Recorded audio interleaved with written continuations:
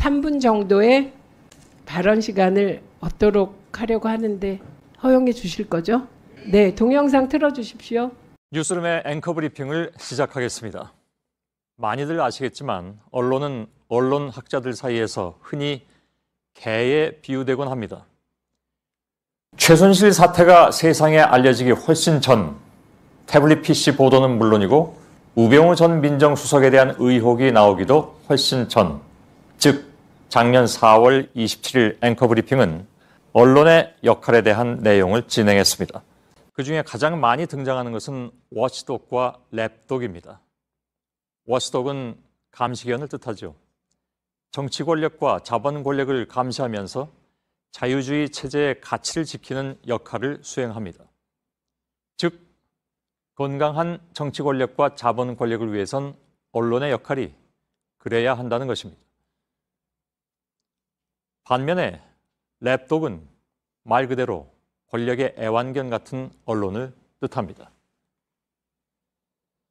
주인의 무릎 위에 올라앉아서 귀여움을 독차지하고 달콤한 간식을 받아먹는 그 안락함에 취해버린 언론이라는 비판을 받습니다. 랩독은 결코 권력 구조에 비판적일 수 없습니다. 다만 거기에 동화되고 기생할 뿐이죠. 이런 단순한 논리로 설명할 수 없는 가드독, 즉 경비견이 있었습니다. 경비견은 이미 그 자신이 기득권에 편입돼서 권력화됐고 자신의 이익을 지키기 위해서는 때론 자신이 경호해왔던 그 권력마저 공격한다는 것이었습니다. 당시는 여당이 선거에서 패한 직후였고 대통령의 힘이 비로소 약화되고 있던 시점이었죠. 그러니까 지금 벌어지고 있는 모든 상황들의 변곡점은 민심의 심판을 받은 그 총선이었을 것입니다. 다시 생각해봐도 민심은 참으로 무서운 것이죠. 그날의 앵커 브리핑은 그러한 언론 보도 행태에 대한 약간의 고민을 담았던 내용이었습니다. 혹자는 당시의 앵커 브리핑이 그 이후에 벌어질 언론 상황에 대한 예견이었다 말하기도 하지만 굳이 예견이랄 것도 없이 이런 현상은 과거에도 반복됐었고 앞으로도 얼마든지 반복될 수 있는 일이었습니다. 누구의 지배도 받지 않고 아무도 지배하지 않는 것. 요는 살아있을 것이냐, 살아있지 않을 것이냐이다. 나는 길들지 않는다. 모든 언론이 최소한 나는 애완견은 아니라고 외치고 있는 지금 진정한 의미에서 길들지 않은 사람들의 독립운동은 언제 끝날 것인가? 과방위에서 방송사법을 통과시켰습니다. 과방위가 통과시킨 방송사법의 가장 큰 목적은 권력으로부터 언론의 경영 환경이 독립되는 것입니다. 권력의 눈치를 보지 않고 권력을 비판해도 가능한 언론 환경을 만들자라는 것이죠. 국민의힘에서는 민주당이 언론을 길들이려 하고 장악하려고 이런 법안을 준비했다라고 말합니다. 그러면서 어떤 내용이 더불어민주당에게 언론 장악을 가능하게 하는가? 이런 이야기는 조금도 하지 않죠. 국민의힘이 우려하는 것은 자신들이 언론을 장악하지 못하고 자신들의 행태가 언론에 의해서 까발려질까봐 그러면서도 속수무책으로 당해야 하는 그런 현실이 만들어질까? 언론사법을 반대하는 것이죠. 이에 이정현 의원의 발언은 언론의 중요성을 일깨우고 있습니다. 서울 광진갑의 국회의원 이정헌입니다. 윤석열 정부의 오만한 권력에 대해 강력히 경고합니다. 나는 신문 없는 정부보다 차라리 정부 없는 신문을 택하겠다. 언론 없는 정부보다는 정부 없는 언론을 택하겠다던 토마스 제퍼슨의 그 유명한 말은 이 워치독 신봉론의 금과 옥조가 됐고 민주주의의 성공을 위해서 언론 자유가 얼마나 중요한지 230여 년 전 미국 건국의 아버지는 알고 있었습니다. 언론은 국가 권력의 오작동을 견제할 수 있는 최후의 보루입니다. 그러나 현재 대한민국엔 정부도 언론 자유도 없습니다. 우리는 법치를 외치던 대통령에 의해 권력 분립이라는 헌법 가치가 무너지는 비극을 보고 있습니다. 민주주의 국가에선 언론을 행정부, 사법부, 입법부에 이어 제4부로 부릅니다. 그런데 지금 대한민국 민주주의를 지탱하는 모든 기둥이 위태롭습니다. 윤석열 정부는 언론을 장악하고 통제하고 있습니다.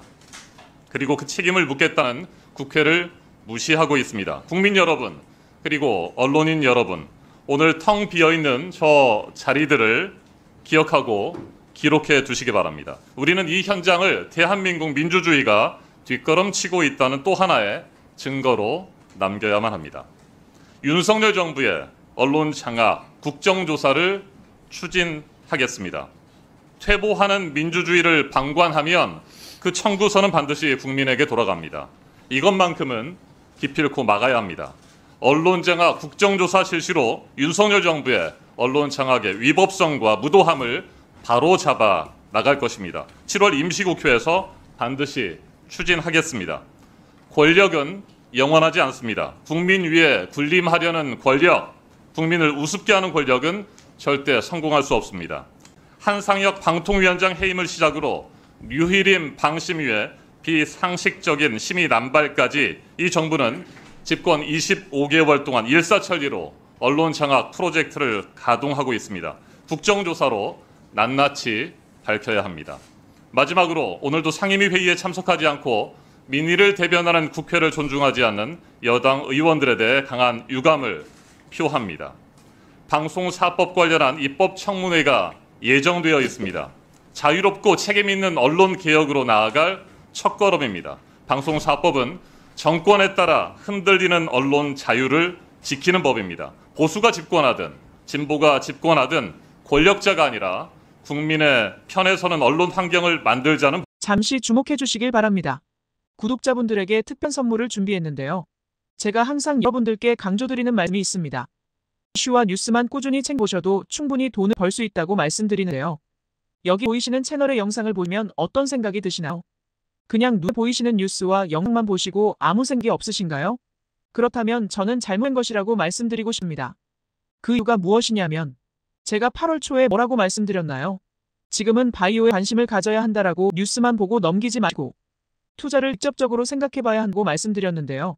이런 썸네일들과 영상을 통해서 충분히 구독자님들께도 전달되셨을 겁니다. 이런 바이오 이슈가 되었을 때 부자들은 어떻게 생각할까요? 바이오 관련주는 무엇이 있는지, 어떤 종목이 가장 좋을지, 어디에 투자해야 돈이 몰릴 수 있는지 자연스럽게 생각한다고 말씀드렸습니다. 지난번에 구독자분들과 함께하는 주식으로 수익 내기를 진행했었는데요. 100% 무료로 진행을 했고 이 사진을 보시면 아시겠지만 구독이라는 문자 메시지를 남겨주신 모든 시청자분들께 이렇게 바이오 관련주 중에 가장 급등할 확률이 높은 딱 한 종목을 드렸습니다. 8월 13일에 우정바이오를 추천을 드렸습니다. 여기 나와 있는 사진을 보시면 정확히 얼마에 매수하고 어떤 종목 사야 하는지, 어느 지점에 팔아야 하는지 이런 부분들까지 여러분들에게 정확히 알려드렸는데요. 실제로 많은 분들께서 수익을 보셨습니다. 오른쪽을 보시면 아시겠지만 8월 13일 우정바이오를 소개해드리고 나서 실제로 며칠이 지나지 않고 이렇게 주가가 상한가 되었습니다. 당시에도 굉장히 많은 분들이 제가 드린 이 종목으로 수익을 내셨습니다. 지난번과 똑같이 구독이라는 문자를 보내주시면 이번에 이슈가 되고 있는 주식 중에 앞으로 대장주의 구실을 하면서 주가가 가장 크게 상승할 한 종목을 시청자분들에게 문자로 종목명과 사고자 하는 시점을 모두 알려드리겠습니다. 이 영상을 보시고 계시는 시청자분들 중에 종목이 궁금하다 하는 분들은 남녀노소 시간대 상관없이 이렇게 상단에 번호를 항상 남겨놓고 있습니다. 전화번호 010-8025-2452 똑같이 무료 등 주식 문자를 보내드리겠습니다. 돈을 받는 것도 아니고 투자를 대신해드린 것도 아니고 부담없이 구독 문자 보내주시면 되십니다. 수익이 나신다면 구독과 좋아요 한 번씩